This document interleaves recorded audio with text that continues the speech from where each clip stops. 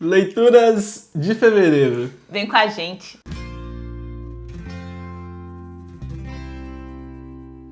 Fala galera, aqui é o Jonatas. E aqui é a Fernanda. Mais uma vez aqui no canal Leitores, compartilhando um pouquinho das nossas experiências literárias.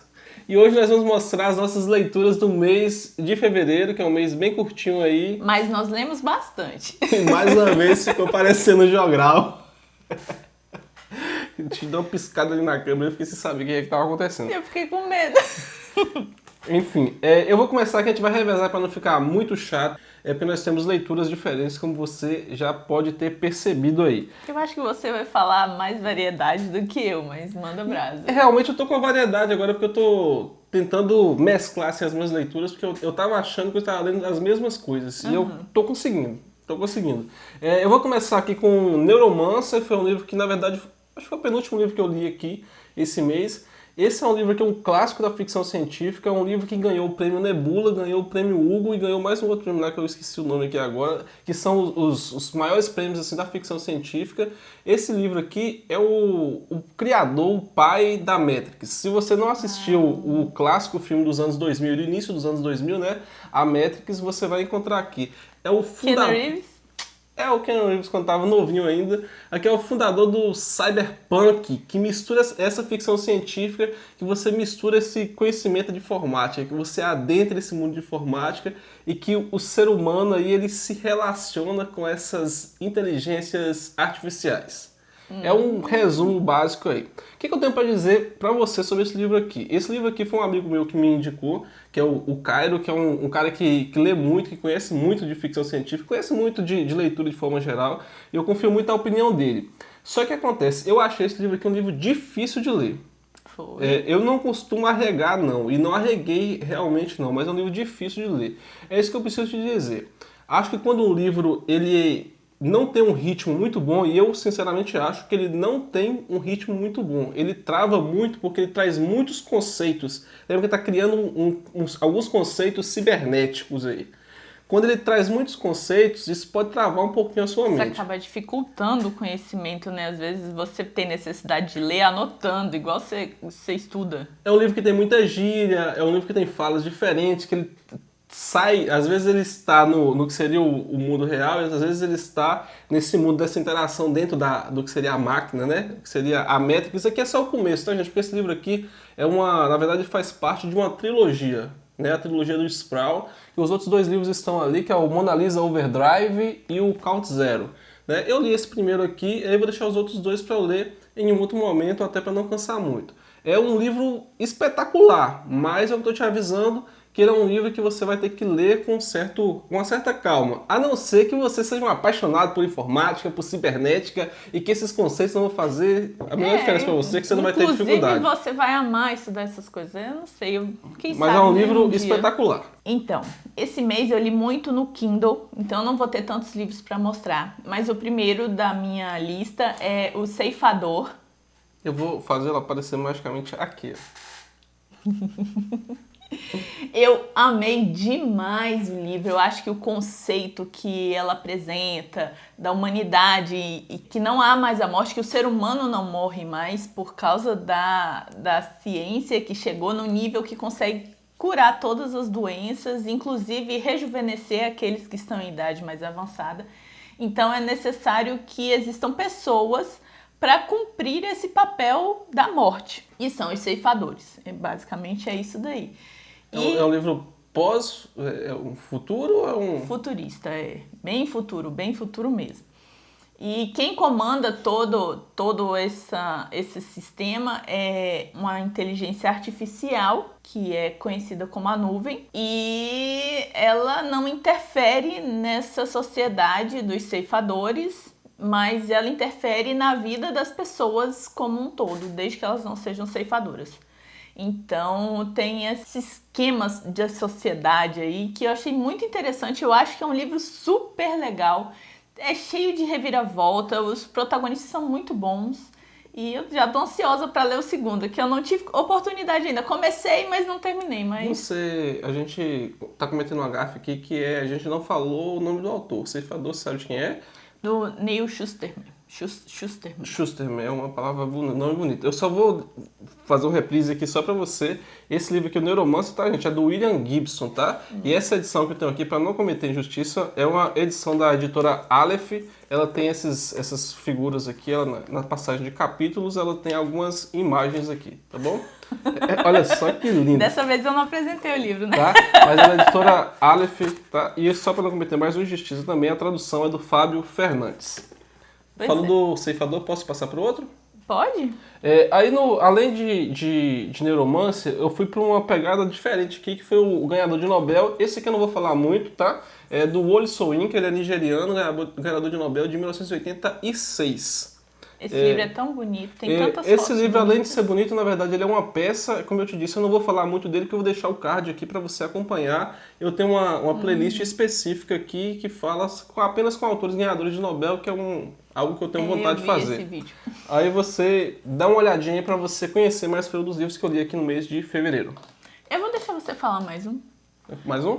Porque o que eu vou falar é tudo uma série em sequência, então... Uma série em sequência é bem com a redundância, mas é porque eu fiz assim, a releitura e já parti pro próximo. Eu vou deixar o melhor para final para vocês, tá? O que eu considero melhor. Mas eu vou falar aqui para vocês agora desse aqui. Ivaí Montijo, A Caminho de Marte.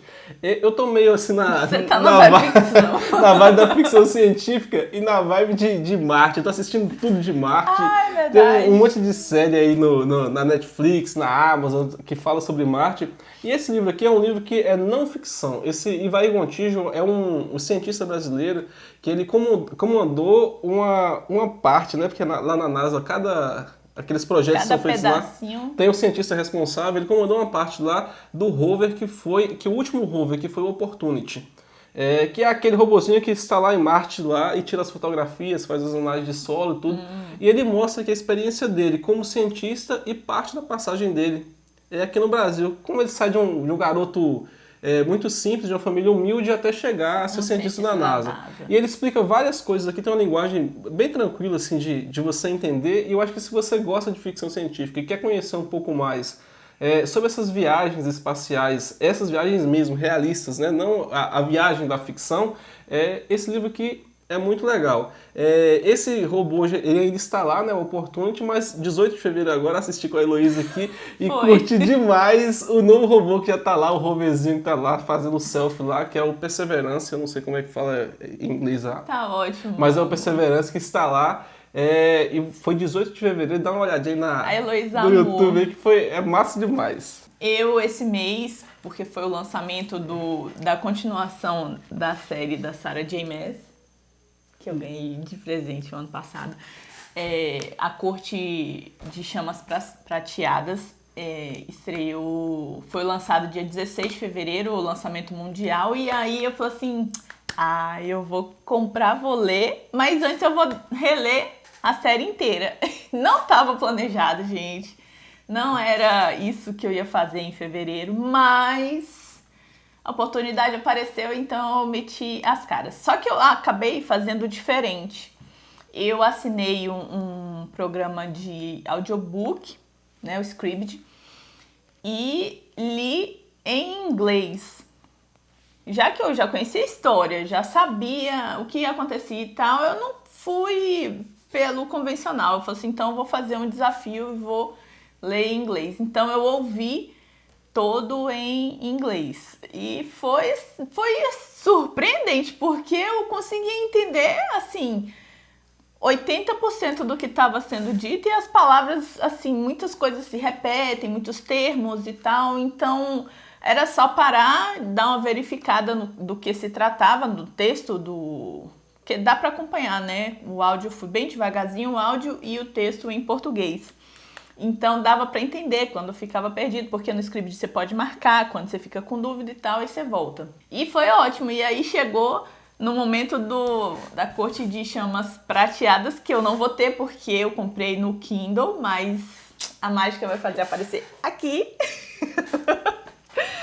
E o que eu tenho para dizer é o seguinte, eu até deixei uma resenhazinha bem pequenininha lá no Scooby. A Nesta, que é a protagonista, não é minha personagem favorita da série, né? eu gosto muito dos protagonistas da série inicial, mas eu acho que a Sarah, nesse livro, ela conseguiu transformar uma personagem difícil de lidar numa personagem que a gente consegue entender e às vezes até se identificar com ela em alguns momentos. Então eu acho que foi uma experiência muito legal, li em inglês, ouvi também pelo script em inglês e foi uma experiência maravilhosa e eu recomendo o livro. Eu acho, inclusive para as pessoas que não conhecem a série principal, eu acho que não tem tanta dificuldade de se pegar só esse Corte de Chamas Prateadas, porque a Sarah faz muita referência aos livros, mas ela explica o porquê que tá falando aquilo, entendeu? Então eu acho que foi bem legal. Tem que gostar muito do livro para ler uma série, para reler uma série, viu, gente? Eu confesso para você que eu olho ali, eu fico até curioso para saber, mas eu olho esse tamanho de livro aí e falo, gente, eu vou começar esse negócio não. E reler, então. Essas então foram as suas leituras. E aí acabou.